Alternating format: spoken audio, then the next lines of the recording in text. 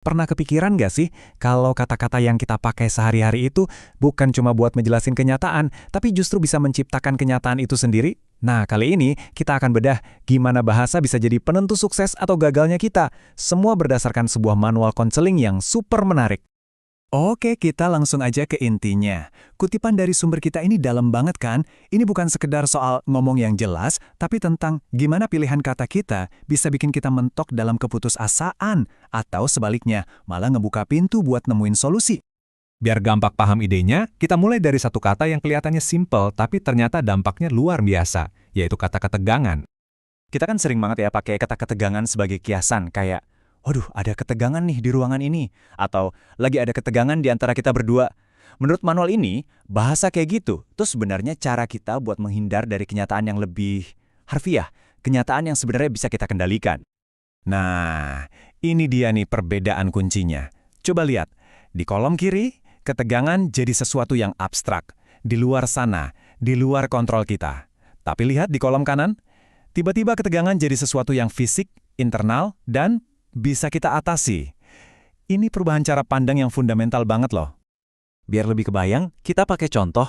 Manual ini ngasih contoh ada klien konseling sama seseorang namanya Mary. Kalau si klien bilang ada ketegangan di antara mereka, masalahnya tuh jadi kayak tembok yang nggak bisa diapa-apain. Mereka berdua seolah-olah jadi korban dari situasi. Jadi ini dia kuncinya. Coba bandingkan dengan kalimat, saya merasakan otot bahu saya tegang kalau lagi mikirin Mary. Tiba-tiba, lokasi masalahnya pindah. Bukan lagi soal Mary atau situasi yang gak jelas, tapi soal respons tubuh saya, sesuatu yang bisa saya pelajari cara mengendalikannya. Bahasa yang tepat itu ngasih kita kekuatan kembali. Oke, dari satu kata ketegangan tadi. Sekarang kita lihat yuk, gimana prinsip ini berlaku buat kalimat-kalimat umum yang menurut manual ini sering banget jadi alasan terselubung. Wah, kita semua pasti pernah dengar kalimat ini, atau bahkan ngomongin ini sendiri. Kedengarannya tulus ya, kayak udah final. Tapi seringkali, ini tuh cara buat nutup percakapan, biar nggak dibahas lebih lanjut. Dan ini dia jawabannya. Pertanyaan sesimpel ini langsung menembus semua kata-kata samar tadi dan minta fakta. Kalimat, saya sudah melakukan yang terbaik, yang tadinya titik, sekarang jadi koma. Jadi awal dari sebuah investigasi. Yang terbaik itu, emang beneran kayak gimana sih? Nah, ini satu lagi kalimat pasrah yang populer. Seolah-olah semua cara udah dicoba dan hasilnya nihil, buntu. Lihat deh, gimana pertanyaan-pertanyaan ini langsung membongkar generalisasi tadi. Pertanyaan ini nggak mau nerima kata tidak berhasil gitu aja. Kita dipaksa buat nge-review lagi usaha kita secara detail. Dan seringnya, kita baru sadar kalau mencoba itu mungkin cuma sekali doang.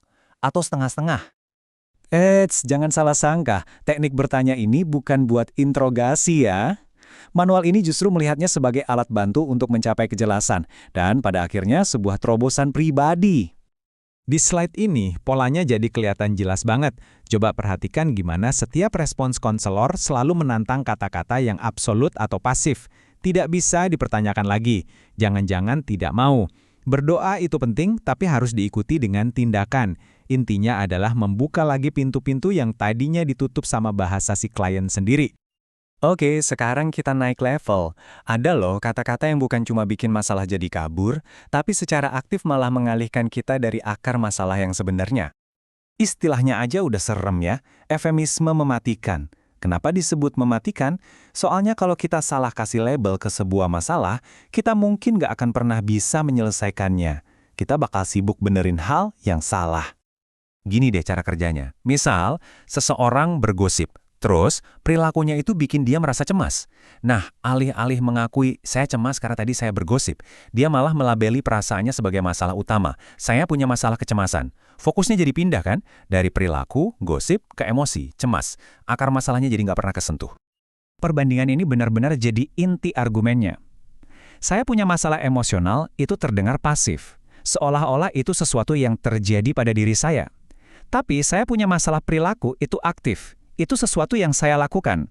Perubahan kecil dalam bahasa ini mengubah seseorang dari posisi korban menjadi agen yang bertanggung jawab. Jadi poin krusialnya gini, emosi itu bukan masalah utamanya, tapi cuma gejalanya. Mirip kayak lampu peringatan di dashboard mobil. Masalah sebenarnya, masalah pra-emosionalnya adalah pikiran atau tindakan yang bikin lampu itu nyala. Solusinya ya bukan dengan matiin lampunya, tapi dengan benerin mesinnya.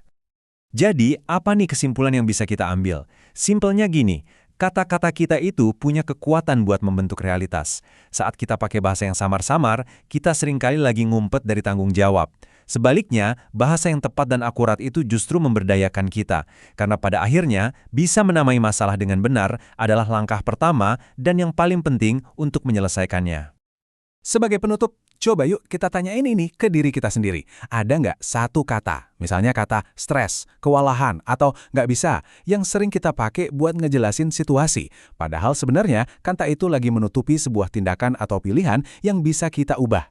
Coba deh pikirin, siapa tahu bahasa kamu sendiri yang memegang kunci buat terobosanmu selanjutnya.